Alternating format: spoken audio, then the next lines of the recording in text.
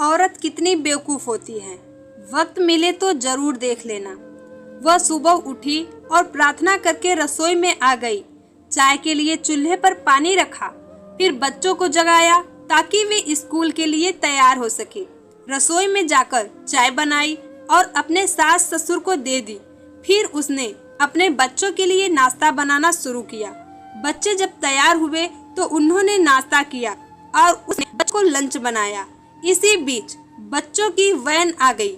बच्चों को स्कूल भेजकर टेबल से बर्तन समेटे।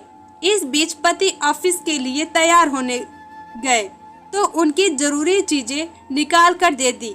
जल्दी से किचन में आई और पति के लिए नाश्ता बनाने लगी। एक पराठा और अंडा अभी बना ही था कि नन्ही नंद रसोई में आई।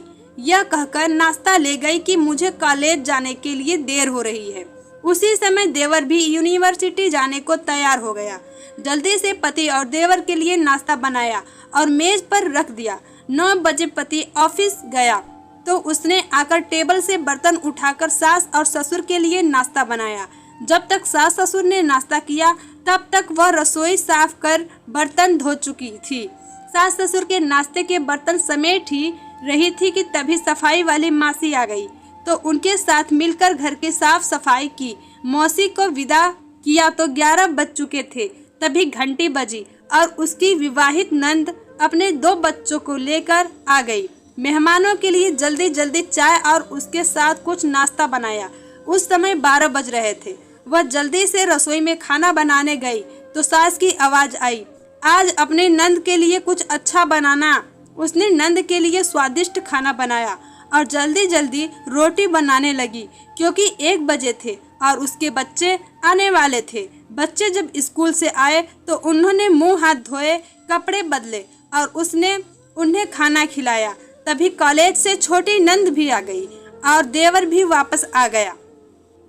उसने सबके लिए जल्दी जल्दी रोटी बनाई और सबको परोस कर खिलाया। जब सब खाकर उठे तो 3 बज चुके थे और उसे अचानक भूख लगी। उसने मेज पर हॉट पॉट में देखा और एक भी रोटी नहीं बची थी। वह सब बर्तन समेटकर रसोई में जा ही रही थी कि उतने में उसका पति घर में दाखिल हुआ। उसे देखकर पति ने कहा, मुझे बहुत भूख लगी है, जल्दी से खाना निकालो। वह झट से रसोई में गई और अपने पति के लिए रोटियां और कुछ सब्जी बनाने लगी। जब उसने अपने पति के लिए खाना बनाया तब 4 बज चुके थे। उसके पति ने उससे कहा, आओ तुम भी खा लो। उसने आश्चर्य से पति की ओर देखा क्योंकि उसने सुबह से कुछ नहीं खाया था। वह पति के साथ खाना खाने बैठ गई। जब उसने अपने मुंह में रोटी का टुकड़ा रखा तो उसकी आंख में एक आंसू निकला। उसके पति ने पूछा, तुम रो क्यों रही हो? उसने सोचा, मैं इनसे क्या कहूँ, ये क्या जानते हैं कि ससुराल में इतनी मेहनत के बाद मुझे यह रोटी मिलती है जिसे लोग मुफ्त की रोटी कहते हैं। उसने अपने पति को उत्तर दिया, कुछ नहीं। उसके पति ने कहा, स्त्री कितनी बेवकूफ़ होती है, किसी कारण के बिना भी रोने लगती है।